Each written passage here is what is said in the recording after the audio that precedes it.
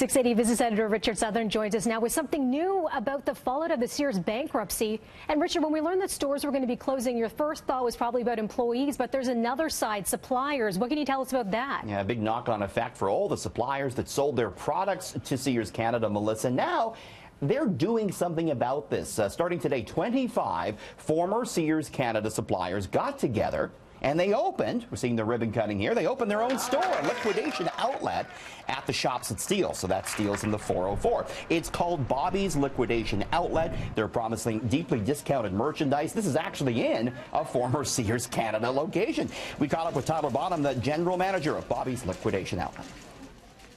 In the day of age where people, a lot of department stores are going upscale or low scale, there is that middle ground that is not covered because Sears is no longer here.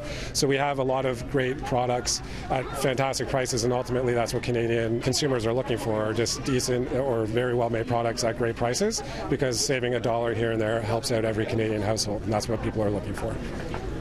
So, Melissa, the good news here is that they're employing about a dozen former Sears Canada employees, and they say they're looking to hire more.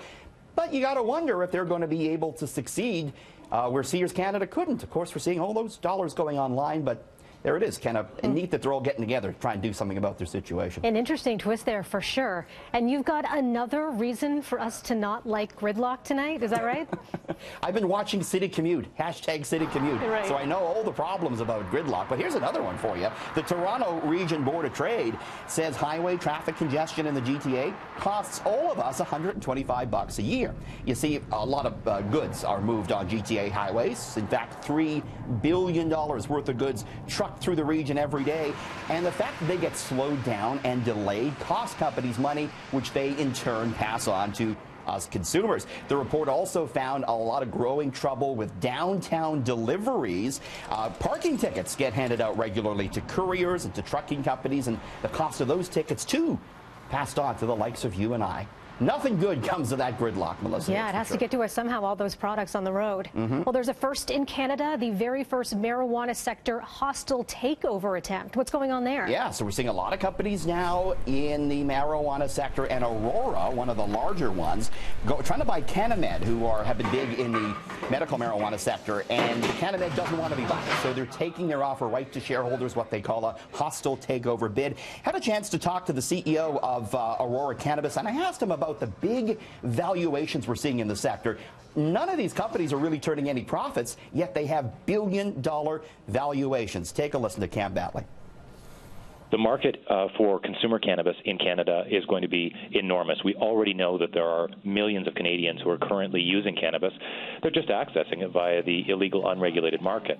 So the challenge here, of course, is just to move people over from that illegal, unregulated market to the legal, regulated, and safer one. Simple math is that you have annual revenues of less than $20 million, yet the market's assigning a billion-dollar valuation. This doesn't make you in the least bit nervous, Cam. The future for the leading players in the cannabis sector in Canada is extremely bright, particularly those like Aurora that are really rapidly and aggressively expanding internationally. So I think that our valuation is entirely justified. Melissa, it's kind of like the early days of the tech boom in the 2000s where companies, were selling for huge money even though they weren't turning a profit. There's a lot we don't know what the type of demand's going to be like for recreational marijuana and how much, companies are going to charge. But right now, investors, they're buying stock of these companies, and we saw most of them head higher on Bay Street again today. Interesting. It's going to be an interesting few months before July 1st when everything changes. Yeah, absolutely. All right. Well, yesterday, Santa Claus came to town for his big parade. And Richard, today you have some numbers. We're going to spend big this Christmas. Yeah, apparently so. Retail Me Not out with a big survey on this. The average Canadian to shell out $1,400 on the holidays, all told. So that's, not just gifts, but, the holiday parties and the dinners and so forth, Melissa. Okay. As far as gifts are concerned, $653 is what the average Canadian will spend. It's a healthy amount, don't you think?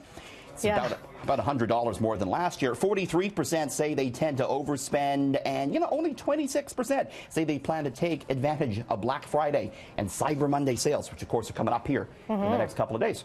And you got another story for us. Pasta lovers, they're a happy bunch today.